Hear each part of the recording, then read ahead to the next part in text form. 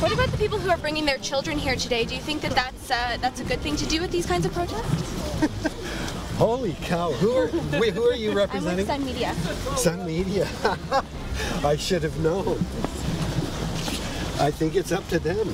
It's up to them, and it's maybe a measure of how serious.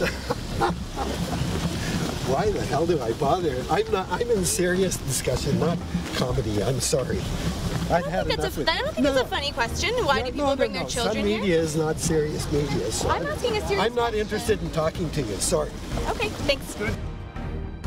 That's David Suzuki attacking Sun News once again after our reporter Paige McPherson tried to ask a serious question. And that's why he attacks us and ignores us. We don't give him a tongue bath like the rest of the media party does. By the way, that woman walking with him was Linda Solomon. She's the publisher of the Vancouver Observer. Her brother is Joel Solomon of the Tides Foundation. That's the kind of media he prefers. But why are children dragged to these violent environmental protests? More than 60 people were arrested after days of unrest on Burnaby Mountain near Vancouver. RCMP officers are finally enforcing a court-ordered injunction to keep protesters away from the site of Kinder Morgan survey work.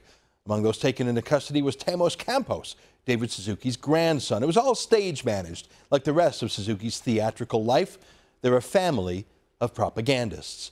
Sun News contributor Paige McPherson joins us with more from Vancouver. Hey, Paige, welcome to the show. I salute your courage because you're a petite woman like Ada Slavinsky, who was also out there. Ada was jostled a little bit and she was insulted. Were you physically touched by the protesters like Ada was? Did they insult you or swear at you or try and block your camera?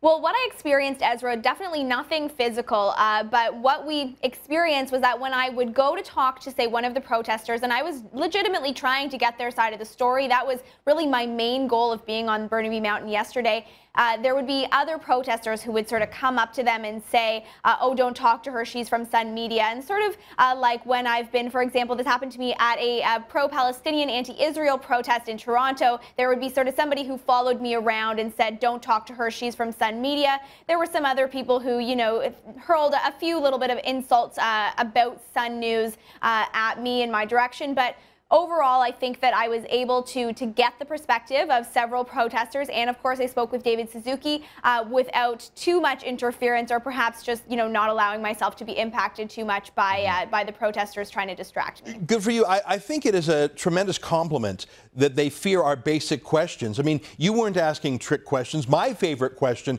to ask a protester is, why are you here? They're simple questions, and they hate them because they prefer stenographers that they typically get from the rest of the media. Now, let me ask you this. I mean, David Suzuki is a 40-year star of the CBC, so he's media himself. Let me ask you in the final moments we have here, what were the other media like? I'm not asking you to name names, but did they cover things in a skeptical or critical way? Have you been following? I mean, put aside the Vancouver Observer, they're propagandists. Right. But how about the CBC, CTV, Global, the Vancouver Sun, other legitimate newspapers? How did they cover the violence and the swearing and the pushing and shoving?